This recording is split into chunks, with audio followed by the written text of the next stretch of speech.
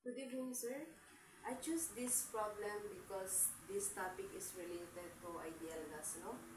So, a 4.5 liter cube tank contain nitrogen gas at a pressure of 100 kPa and a temperature of 40 Celsius degrees.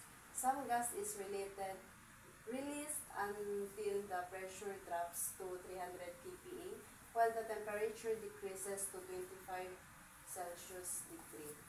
And determine the letter A, the mass of nitrogen remaining in the tank. Letter B, the mass of nitrogen releases. And the letter C, if the tank is reheated to 40 degrees Celsius, what will be the final pressure? So, for the given,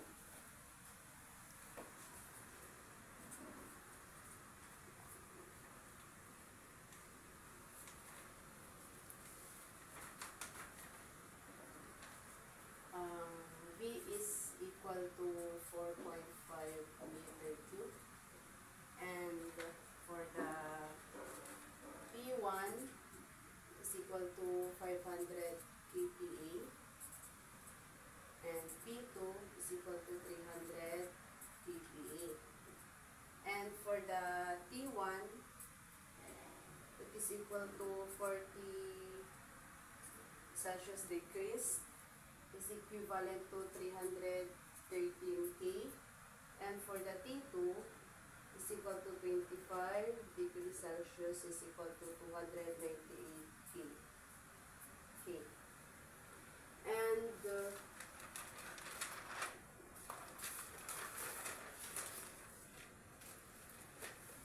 And when I solved this earlier,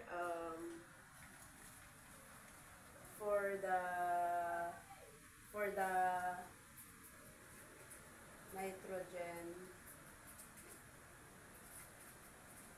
nitrogen gas, M is equal to 28 kg over k mol. K is equivalent to 28, ano, 8.314 all over 28.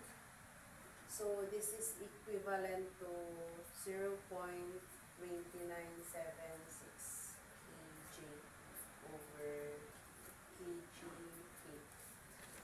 I calculated this all earlier, so I can write this after calculating. And for the required,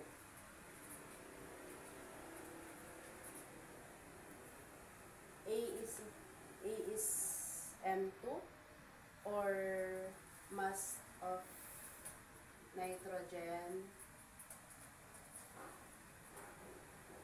remaining in the tank. And for the B is the M released or mass of nitrogen released.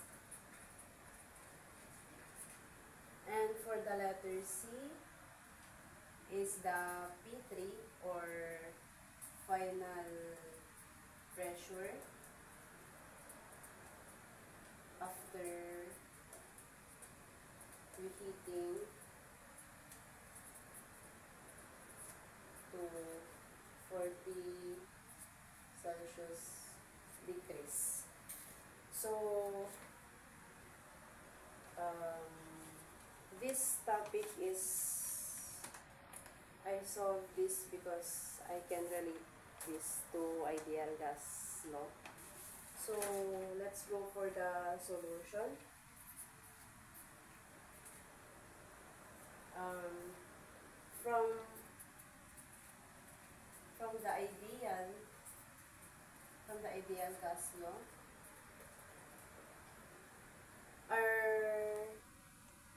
our formula is PV all over MRT. But I rearrange this to solve for the mass. So it will become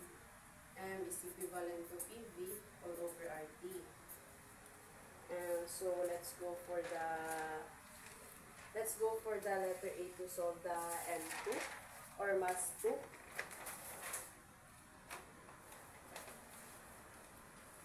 The A is mass of nitrogen remaining. At state 2, M2 is equal to P2V all over RT2. So we can substitute this formula. So it will become M2 is equivalent to 300, 4.5 all over 0.2976298.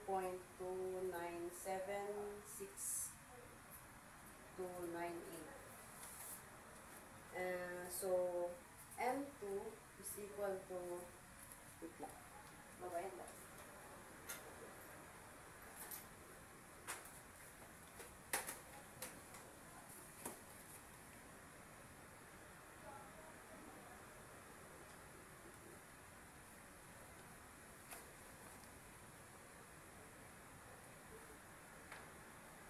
135 all over 88.45, or the final answer is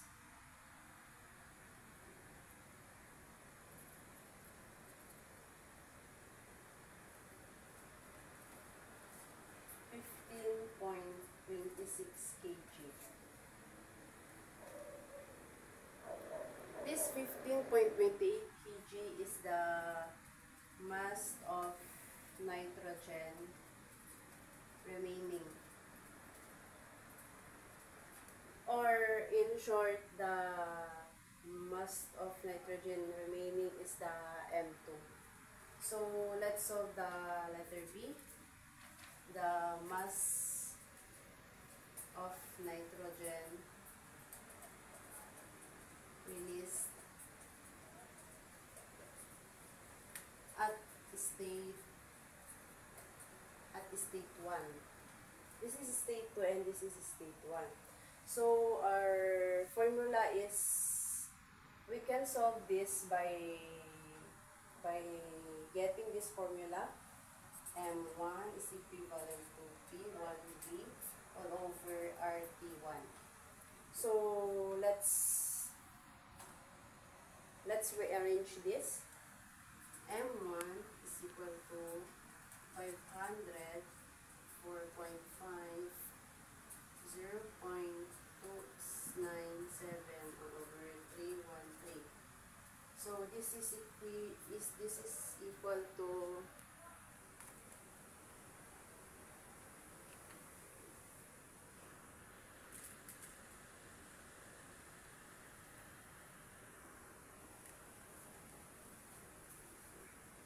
250 all over 93.17, or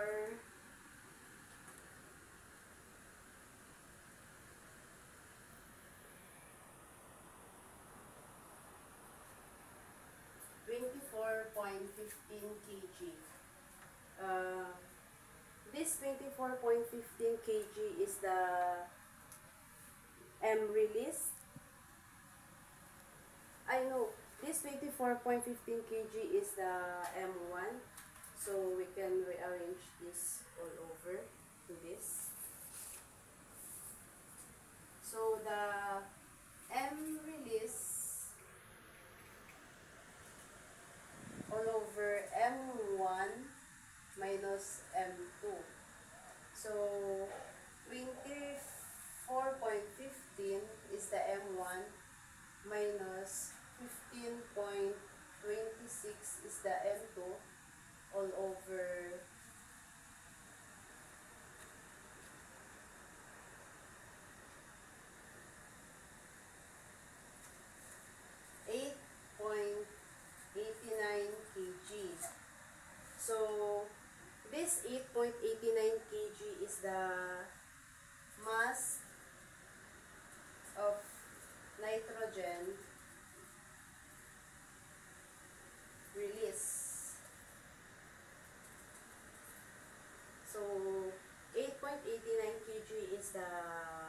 formulas of nitrogen released, or in short, M released.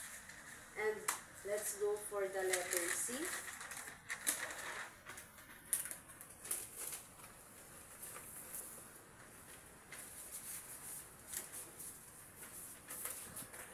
The letter C is the final pressure after reheating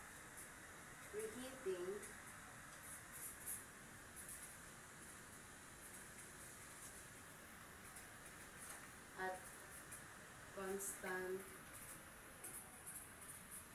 volume and mass.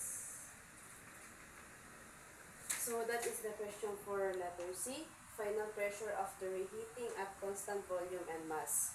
So the formula of this is P over T is equal to constant. And P3, or the final pressure, is equal to P2 over T3, P2, T3 over T2. So we can rearrange this. P3 is equal to 300 times 313, the T3, all over 298 is equal to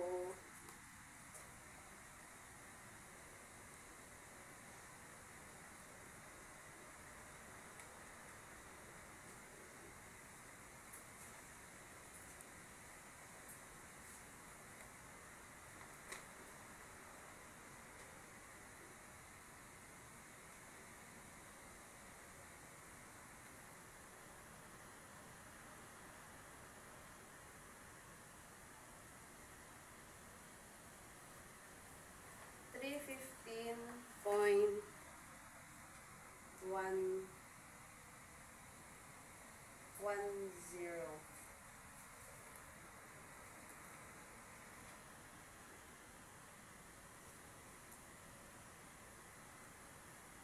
So this is the, and the simple I units of this is kPa. So the final pressure when reheated to 40 degrees Celsius is P3 is equal to 315.10 kPa, or in short, P3. So that's all with my discussion. Thank you.